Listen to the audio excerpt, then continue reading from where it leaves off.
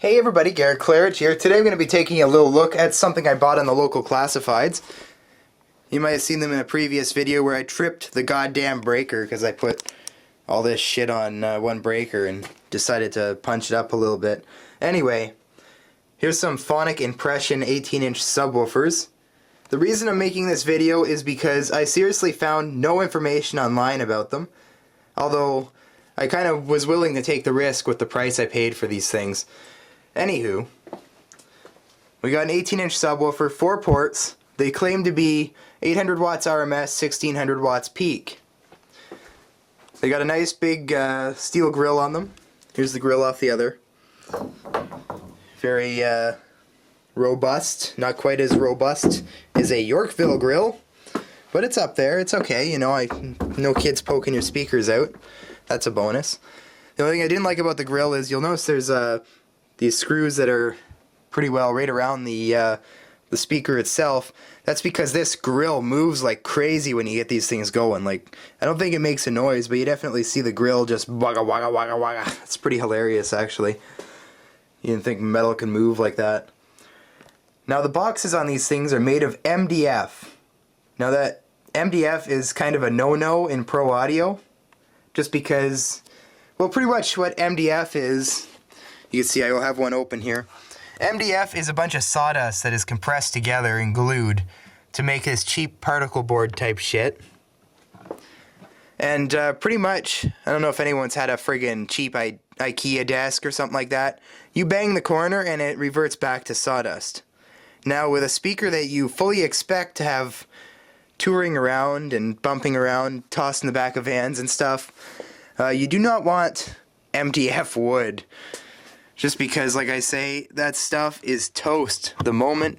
Like, look at it, I can pull it apart with my hand here a little bit. That stuff is awful. That is the worst wood. But like I say, I got these things for such a deal that I just bought them essentially for the speakers out of them, and that's one of the woofers out of that right here. I'll take a look at that later. You got 4, maybe 5 or 6 inch ports.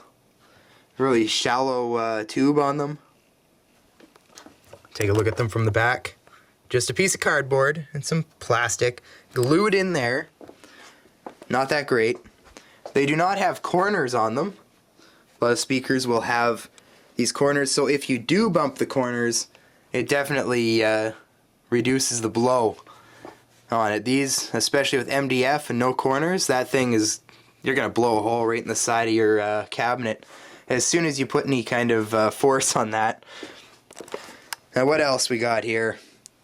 We take a look at the crossover networks here. This is just an input jack on the back. There's a speak on and 1/4 inch. That runs. Nice thick wire in here. And this runs to the crossover here. Got a coil and some kind of capacitor type deal in there. I'm not really sure about these things. Actually, I don't even know if that thing works to the fullest because you can totally play highs out of these speakers, so I don't know. Lucky I have an active crossover unit, or else these things would just be singing every frequency they possibly could imagine, except for the real highs, I guess. 18-inch speakers don't really go that high. Alright, I say the boxes on these guys, pretty damn cheap. Got handles. There is a real top hat on here, mounting a speaker pole for a mid-bass speaker or a smaller speaker on top to handle your highs. And it's a real top hat, real metal top hat. Where the hell are you? Oh, it's underneath the foam. I had some PV speakers, some of the budget PV speakers in here, and the top hat on them was seriously just a cardboard tube that ran all the way right through the speaker. It was the most fucking hilarious thing I've ever seen. Anyway, now we're going to take a look at the actual speaker here. And I was really surprised. This thing has some depth to it. It definitely reminds me of some of the old RCF speakers, I think is the brand I'm thinking of here. Cast metal, it's definitely some kind of cast, it's a cast something basket. It's nice and thick. It's not stamped. I noticed the magnet on there is glued, so if you've got enough force on that thing, it's going to drop the magnet right off, maybe throw it out of alignment. Big binding posts. Going into the spider, all that. Maybe an inch and a, not an inch, a centimeter and a half of excursion. Now here's where it gets interesting. Remember how I said the on the back it says 800 watts RMS, and then it says 1600 watts peak.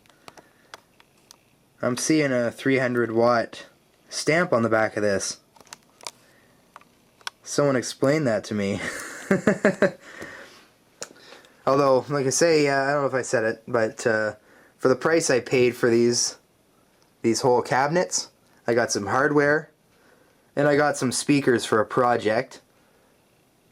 When those boxes decide to flake out and get all shitty, I'm just going to build some other speakers. Definitely. I'm not going to hold back. I'm going to friggin' use those things, definitely. So there's the front of it. Huge, huge speaker. I tell you, this thing probably weighs 25 pounds. It's marked 2005 on there, although these speakers, I think they were bought at the store like not that long ago. When I got these things, the guy said he bought them new, and it was kind of an impulse buy. They still had the advertising stickers on the front. They still had everything. Like, it didn't even look like they were used, except for the all the damages of bringing them into the basement and stuff.